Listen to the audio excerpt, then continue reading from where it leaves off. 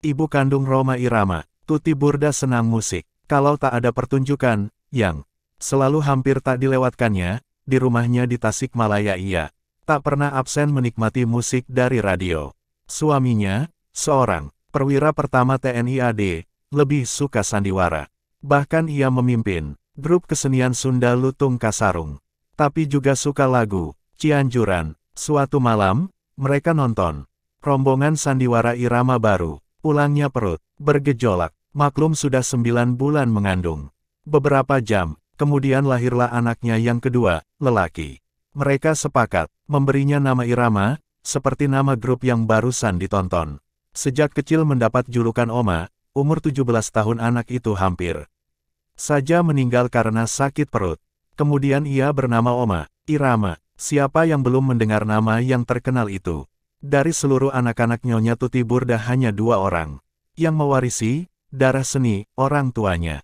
Selain Oma Irama adalah Ana Bahven, anak kelima, biduanita Orkes Melayu Candralela.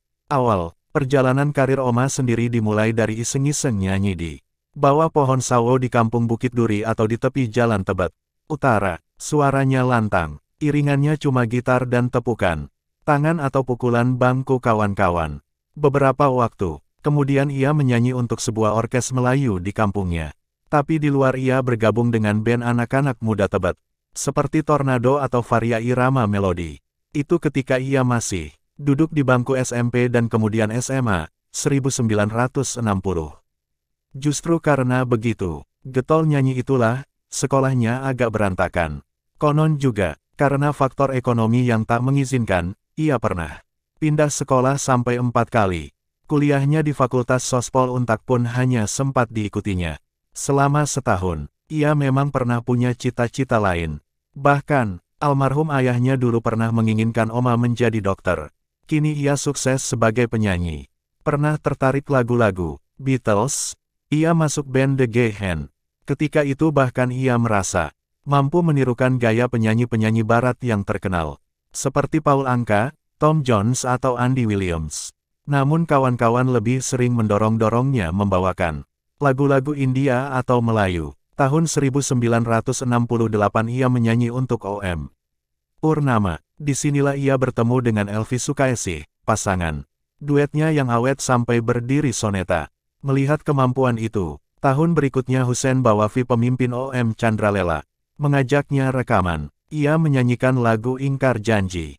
2 tahun kemudian nasib Oma Irama mulai berubah. Ketika rekamannya Binaria bersama OM Purnama, 1971 berhasil menduduki tempat pertama dalam deretan lagu-lagu Melayu, sedikit demi sedikit tapi pasti, namanya mulai menanjak naik. Itulah sebabnya kemudian, saya berketetapan hati membawakan lagu-lagu Melayu, ujarnya 2 pekan lewat di rumahnya kawasan Kebon Baru Tebet Timur.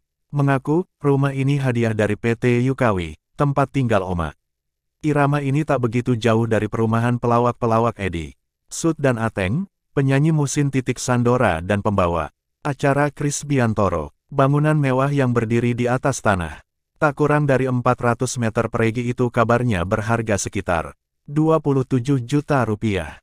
Kecuali kolam yang indah, ada pula ruangan khusus, tempat latihan OM Soneta. Demikian sekilas perjalanan Rhoma Irama yang ditulis majalah Tempo tahun 1976. Terima kasih.